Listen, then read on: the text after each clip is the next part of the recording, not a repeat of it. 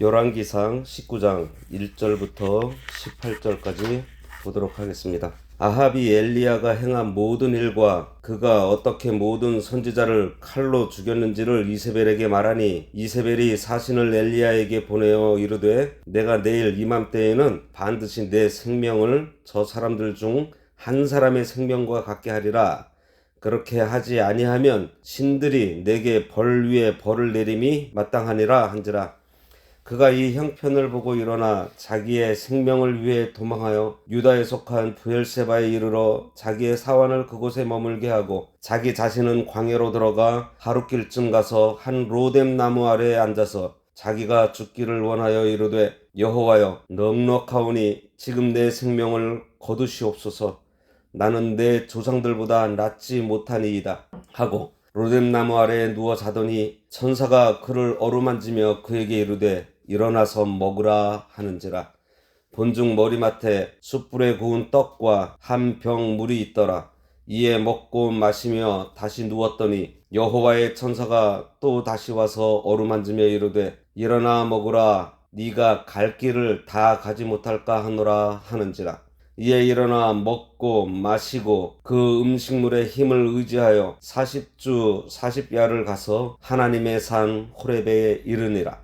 엘리야가 그곳 굴에 들어가 거기서 머물더니 여호와의 말씀이 그에게 임하여 이르시되, 엘리야야, 네가 어찌하여 여기 있느냐? 그가 대답하되, 내가 만군의 하나님 여호와께 열심히 유별하오니, 이는 이스라엘 자손이 주의 언약을 버리고 주의 제단을 헐며 칼로 주의 선지자들을 죽였음이오며, 오직 나만 남았거늘 그들이 내 생명을 찾아 빼앗으려 하나이다. 여호와께서 이르시되, 너는 나가서 여호와 앞에서 산에 서라 하시더니, 여호와께서 지나가시는데 여호와 앞에 크고 강한 바람이 산을 가르고 바위를 부수나 바람 가운데 여호와께서 계시지 아니하며, 바람 후에 지진이 있으나 지진 가운데에도 여호와께서 계시지 아니하며, 또 지진 후에 불이 있으나 불 가운데에도 여호와께서 계시지 아니하더니 불 후에 세미한 소리가 있는지라. 엘리야가 듣고 겉옷으로 얼굴을 가리고 나가 굴 어귀에 서매 소리가 그에게 임하여 이르시되, 엘리야야, 네가 어찌하여 여기 있느냐? 그가 대답하되, 내가 만군의 하나님 여호와께 열심히 유별하오니, 이는 이스라엘 자손이 주의 언약을 버리고 주의 제단을 헐며 칼로 주의 선지자들을 죽였음이오며, 오직 나만 남았거늘 그들이 내 생명을 찾아 빼앗으려 하나이다. 여호와께서 그에게 이르시되, 너는 내 길을 돌이켜 광야를 통하여 다메섹에 가서 이르거든 하사엘에게 기름을 부어 아랍의 왕이 되게 하고, 너는 또 님세 아들 예후에게 기름을 부어 이스라엘의 왕이 되게 하고, 또 아벨 무훌라 사밧의 아들 엘리사에게 기름을 부어 너를 대신하여 선지자가 되게 하라. 하사엘의 칼을 피하는 자를 예후가 죽일 것이요 예후의 칼을 피하는 자를 엘리사가 죽이리라. 그러나 내가 이스라엘 가운데 7,000명을 남기리니 다 바알에게 무릎을 꿇지 아니하고 다 바알에게 입맞추지 아니한 자니라. 오늘 말씀의 제목은 다시 일어서게 하시는 하나님입니다. 우리가 무슨 일을 하든지 반드시 조심해야 할 두 마음이 있는데, 그것은 교만과 낙심입니다. 이 마음은 마귀가 주는 마음으로 성도는 항상 이 두 가지 마음을 조심해야 합니다. 오늘 본문의 엘리야는 18장에서 자신의 생애에서 가장 통쾌한 승리를 해요. 엘리야는 하나님의 종이라는 증거로 제단 위에 불을 내리게 하고 3년 반 동안 가뭄에 시달리던 땅에 비를 내리게 했습니다. 제단에 내린 불은 바알을 섬기는 자들에게는 심판의 불이었고, 엘리야를 향해서는 엘리야의 제물을 하나님께서 기쁘시게 받으신다는 증표였습니다. 엘리야는 큰 승리를 함으로 통쾌했어요. 감격이 넘쳤습니다. 자기 딴에는 의기양양했을지도 모릅니다. 그런데 오늘 본문은 그런 엘리야에게 예상하지 못한 일이 찾아오면서 벌어지는 일들이 기록되었어요. 우리는 잘한다고 할 때 교만하지 말아야 하고, 못한다고 해도 낙심하지 말아야 합니다. 우리에게는 육체의 부패성이 있기 때문에 때로는 교만하거나 낙심할 수 있습니다. 하지만 하나님께서는 사랑하는 성도인 우리가 교만하게 되면 낮아지게 하시고, 낙심할 때에는 일어서게 해주세요. 본문에 소개된 능력의 종 엘리야는 바울과 아세라를 섬기는 선지자 850명과 싸워서 이김으로 교만해집니다. 그런데 이세벨이 엘리야를 죽이려 했을 때 바알과 아세라 선지자 850명과 싸워 이겼던 그 기계는 사라지고 두려워 낙심하기에 이릅니다. 그렇게 낙심해서 아무것도 못하고 누워있는 엘리야를 하나님께서 다시 일어서게 해주세요. 예, 맞습니다. 우리를 일어서게 해주시는 분은 하나님이세요. 2025년도를 시작하면서 우리들에게 표대를 향해 달리라고 하셔서 한 달 동안 우리 모두 표대를 향해 달리려고 애썼고 잘 해오고 있습니다. 그러는 중에 오늘 본문 엘리야처럼 잘 되어서 교만해져 있다면, 아니 어려움으로 낙심해서 앉아있거나 누워있다면 오늘 이 시간에 낙심하여 누워있는 엘리야를 다시 일어서게 하신 하나님을 우리도 만나서 어떤 모양으로든지 우리가 누워있다면 하나님의 도우심으로 다시 일어서는 시간이 되었으면 합니다. 엘리야 선지자가 낙심하게 된 동기를 살펴볼게요. 먼저는 이세벨이 자신을 죽이겠다는 말을 들었습니다. 1절과 2절에 보면 아합이 엘리야가 행한 모든 일과 그가 어떻게 모든 선지자를 칼로 죽였는지를 이세벨에게 말하니 이세벨이 사신을 엘리야에게 보내어 이르되 내가 내일 이맘때에는 반드시 네 생명을 저 사람들 중 한 사람의 생명과 같게 하리라. 그렇게 하지 아니하면 신들이 내게 벌 위에 벌을 내림이 마땅하다. 이렇게 얘기를 합니다. 이세벨은 아합 왕이 전해준 말을 듣고 엘리야를 죽이고자 했어요. 잘 생각해보면 엘리야가 하나님의 능력을 힘입어서 큰 역사를 일으켰는데 그것을 보고서도 엘리야를 따르겠다고 하는 사람도 돕겠다고 하는 사람도 옆에 없었습니다. 엘리야는 큰 승리를 한 후에 오히려 외로웠어요. 그 와중에 이세벨이 자기를 죽이겠다는 말을 듣고 낙심까지 합니다.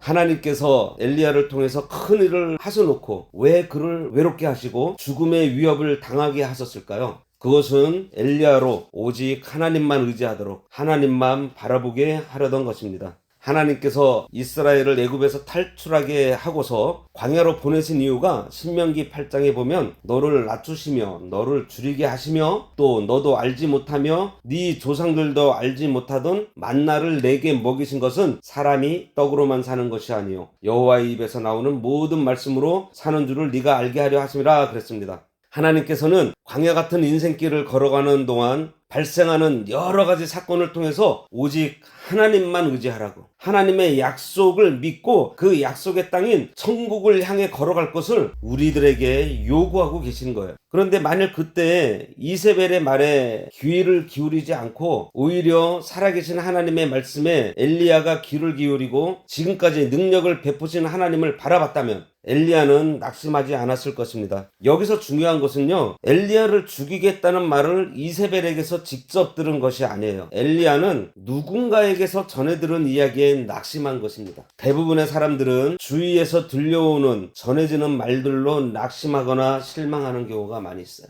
우리는 전해지는 사람들의 말에 귀 기울이기보다 하나님의 말씀에 귀를 기울이는 훈련을 해야 합니다. 그러면 엘리야가 왜 낙심하게 되었을까요?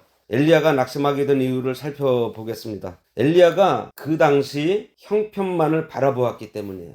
3절에 보면 그가 이 형편을 보고 일어나 자기의 생명을 위해 도망하여 유다에 속한 브엘세바에 이르러 자기의 사환을 그곳에 머물게 했다 그랬습니다. 당시 엘리야의 형편은 이세벨에게 죽임을 당할 것 같은 형편이었습니다. 엘리야는 역경당할 때에 그만 자기의 형편을 바라보게 되었어. 그때 엘리야가 자신이 처해진 형편을 보기보다 자기 눈앞에 펼쳐져 있는 현상보다 전능자 하나님을 바라보았더라면 낙심하지 않았을 것입니다. 앞에서 엘리야가 승리한 후에 외로웠다고 했는데요, 이것이 우리에게 교회에서 열심히 봉사할 때 오히려 더 외로워질 수 있습니다. 왜냐하면 희한하게도 그 섬김을 순수하게 이해해주는 사람이 그렇게 많지 않아요. 아니, 관심 없는 경우가 많습니다. 말씀을 깊이 깨닫고 하나님의 은혜에 감격해서 기쁨으로 막 걸어가고자 하면 같은 은혜를 받은 동역자들이 많이 생길 것 같죠? 그런데요, 그렇게 이해해주는 사람들이 많지 않습니다. 그때 우리는 고독함을 발견하게 돼요. 누군가 위로를 나누고 좀 공감을 얻기를 원하는데 그렇지 않아요. 그럴 때 하나님께서는 성도가 더욱 하나님만 바라보기를 원하세요.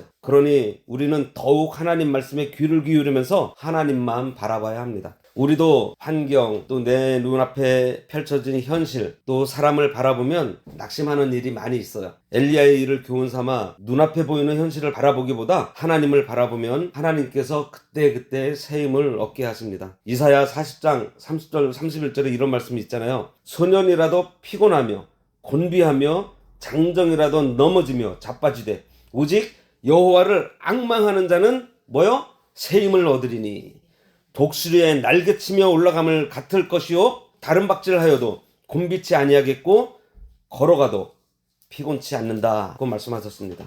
낙심한 그 엘리야가 취한 행동을 한번 찾아볼게요. 먼저는 자기 생명을 지키기 위해 브엘사바로 도망갑니다. 3절에 나오죠. 사람은 누구나 너무 힘들어 낙심되면 그 자리를 떠나려고 합니다. 그것은 자기 자리를 지키지 않고 도망가는 거예요. 가정의 불화로 고민되고 낙심되면 집안보다도 밖으로 돌게 되고, 직장 생활에서 문제가 있으면 다른 직장을 찾게 됩니다. 대인 관계에서도 어려움이 생기면 만나지 않고 피해요. 교회 생활도 문제가 생겨 어려움을 당하면 믿음으로 해결하려고 하지 않고 교회를 옮기거나 주저앉고 맙니다. 하지만 그 현실을 피한다고 해결되던가요? 결코 해결되지 않아요. 그 현실을 피해 다른 곳으로 간다 해도 그와 같은 문제나 어려움은 어느 곳에서도 있기 마련입니다. 낙심한 엘리야가 취한 행동으로 또 하나는 하나님께 자신의 생명을 거두어 달라고 얘기해요. 4절에 보면 자기 자신은 광야로 들어가 하룻길쯤 가서 한 로뎀 나무 아래에 앉아서 자기가 죽기를 원하여 이르되 여호와여 넉넉하오니 지금 내 생명을 거두시옵소서. 사람이 너무 힘들고 낙심이 되고 하면 죽고 싶어집니다. 말세가 되면 타락한다고 하는데요. 성경적으로 봤을 때 그 타락이 무엇인가 하니 성적인 타락입니다. 그런데 이것이요 자살까지 이어진다는 거 아세요? 말세에 사람들이 추구하고자 하는 것이 무엇인가 하니 쾌락이에요. 쾌락을 쫓다 보면 성적으로 타락하게 되고, 성적인 타락에 만족하지 못하니 새로운 것을 찾다가 급기야 동생에 빠지게 되고 맙니다. 또 거기에 만족하지 못해서 마약에 손을 대고, 그것에도 만족하지 못해 죽음을 선택하게 되는, 그래서 자살률이 날이 갈수록 높아진다고 해요.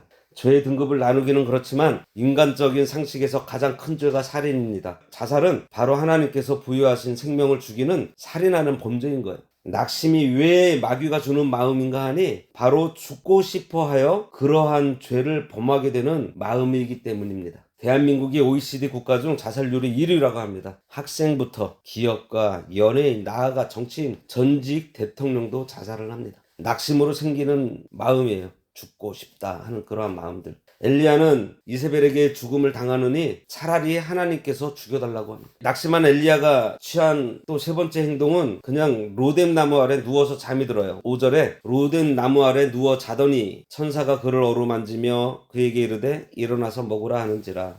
마음이 낙심되면 의욕이 상실되고 모든 것을 잊고 잠을 자려고 합니다. 선지자 요나도 다시스로 가는 배 밑에서 내려가 풍랑이 오는 줄도 모르고 깊이 잠이 들었어요. 교회에서 열심히 봉사하던 사람들도 낙심이 되면 아무것도 안 하는 모습을 많이 보게 됩니다. 이렇게 잠들어 있는 엘리야를 하나님께서 깨우시며 다시 일어서게 하세요. 엘리야가 다시 일어서게 된 이유 첫 번째는 하나님의 사랑과 위로가 있었어요. 5절에서 8절 말씀인데요. 로뎀 나무 아래에 누워 자더니 천사가 그를 어루만지며 그에게 이르되 일어나서 먹으라 하는지라. 본즉 머리맡에 숯불에 구운 떡과 한 병 물이 있더라. 이에 먹고 마시며 다시 누웠더니 여호와의 천사가 또 다시 와서 어루만지며 이르되 일어나 먹으라. 네가 갈 길을 다 가지 못할까 하노라 하는지라. 이에 일어나 먹고 마시고 그 음식물에 힘을 의지하여 40주 40야를 가서 하나님의 산 호렙에 이뤘다. 그랬습니다. 하나님께서 천사를 보내서 어루만지시며 지쳐있는 엘리야를 위로해 주세요. 약해져 누워서 자고 있는 엘리야를 어루만지면서 일어나 먹으라고 하십니다. 책망 대신 위로를 해주세요. 그리고 떡과 물을 먹여주셨어요. 요한복음 21장에 보면 예수님께서 십자가에 못 박혀 돌아가신 후에 7 제자가 갈릴리 바다에 고기잡이로 돌아간 이야기가 있죠. 이때 제자들이 부활하신 예수님을 만나기 전이었을까요? 만난 다음이었을까요? 예수님께서 부활로 만난 사람들 순서대로 한번 찾아볼게요. 부활하신 날 새벽에 막달라 마리아가 보여요. 아침에 세 여인에게 또 보여주시죠. 주일 오전에 베드로에게, 주일 오후에는 엠마오로 가는 두 제자에게, 주일 저녁에는 10사도와 따르던 제자들에게 보여주시고 부활 후 8일째에 도마와 11 제자들에게 나타나십니다. 그 다음이 지금 제가 말씀드리고자 하는 갈릴리 호숫가에서 예수님께서 제자들을 찾아가세요. 예, 맞아요. 부활하신 예수님을 만나고서도 제자들은 고기잡이 생활로 다시 돌아갔던 것입니다. 밤새 물고기 한 마리도 잡지 못하고 지쳐있는 그들을 찾아가신 예수님께서 배의 오른편에 그물을 던지라고 했을 때 그들이 기대에 차서 그물을 던졌을까요? 그냥 던져보라고 하니 그냥 던진 것이겠죠. 그런데 고기가 그물이 찢어질 정도로 많이 잡혔습니다. 이 정도면 예수님을 알아봐야 할 텐데 아직도 알아보지 못해요. 그때 요한이 뭐라 그러죠? 예수님이시다, 주님이시다 하고 말합니다. 그때야 베드로가 옆에 있는 옷을 감고 물에 뛰어내려서 예수님께 막 가요. 가서 보니 예수님께서 숯불에 고기를 얹어놓고 떡도 얹어놓고 뭐라 그러시죠? 배고프지? 어서 와 먹으라고 하십니다. 야, 너희들 내가 부활한 거 보고서도 왜 여기 와서 이러고 있어? 책망하지 않으셨어요. 밤새 아무것도 잡지 못하고 배고프고 연약해져 있는 제자들에게 고기와 떡을 주십니다. 그리고서 베드로에게 베드로야 나를 사랑하느냐 하는 질문을 하시고 다시 주의 일을 맡기세요. 이게 우리 하나님이세요. 혹시 이 말씀을 듣는 분들 중에 내가 지금 타락해서 또 마음이 하나님을 떠나서 자기 길을 가다가 다시 돌아오고는 싶은데 용기가 안 나면 오세요. 주님은요 책망하지 않으세요. 오히려 먹을 거 주시고 위로해 주시면서 사명까지 주십니다. 오늘 엘리야의 사건과 비슷하지 않은가요? 떡과 물은 예수 그리스도 하나님의 말씀입니다. 하나님께서 위로하실 때 말씀으로 위로해 주세요. 말씀이 우리에게 참된 위로를 줍니다. 여기서 우리가 한 가지 생각해 봐야 하는 것은요. 먼저 우리가 하나님의 위로를 받아야 하겠고요. 주위에 낙심하거나 어려운 사람들에게 하나님께서 천사를 보내 엘리야를 어루만지고 위로해 준 것처럼 예수님께서 제자들에게 하신 것처럼 우리도 그들에게 위로하는 사람이 되어야 한다는 거예요. 위로하는 사람이 되어서 그들에게 진정한 위로와 힘이 되어주신 예수 그리스도를 전해야 합니다. 엘리야가 천사를 통해 하나님의 사랑과 위로를 경험한 것처럼 우리의 삶을 통해서 하나님의 사랑과 위로를 전해야 합니다. 그런 일을 우리에게 맡기셨다는 사실을 잊지 마시기 바랍니다. 그러면 우리가 위로를 어떻게 전할 수 있을까요? 먼저 가정에서부터 해야 합니다. 참 우리는 사랑한다는 말을 잘 못하는 것 같아요. 하지만 이제부터 아내에게, 남편에게 오늘 하루 수고 많았다고 하며 하이파이브도 좋고 사랑한다고 하며 허그하는 것도 좋습니다. 자녀들에게는 세대 차이를 논하지 말고 라떼도 찾지 말고 자녀의 입장이 되어서 자녀와 친구가 되어서 자녀들이 어릴 때 학교 다녀오면 미주알 고주알 이런저런 얘기한 것처럼 나이 먹어서도 그런 대화를 하며 위로하는 가정이 되어야 하겠습니다.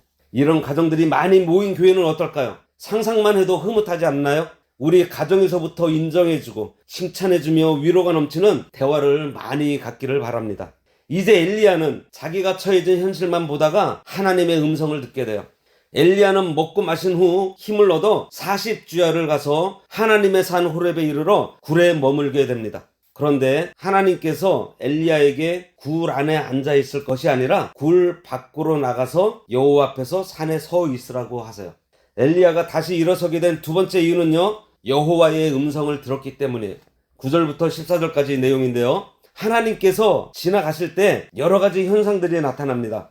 엘리야가 로뎀나무 앞에 누워서 신음할 때 하나님은 천사를 통해 먹이셨고 40주야를 호렙산으로 이끄시면서 연단하셨어요. 그리고 호렙산으로 보내 동굴 앞에 서게 했습니다. 40주야를 연단받았지만 엘리야는 여전히 낙심한 채 나만 홀로 남았다고 말하며 아직도 하나님을 원망하고 있어요. 왜 이세벨은 기세가 등등한데 가만두느냐는 것입니다. 그때 바위를 깨는 큰 바람이 지나갔고 땅을 흔드는 지진이 지나갔고 모든 것을 태우는 불도 지나갔어요.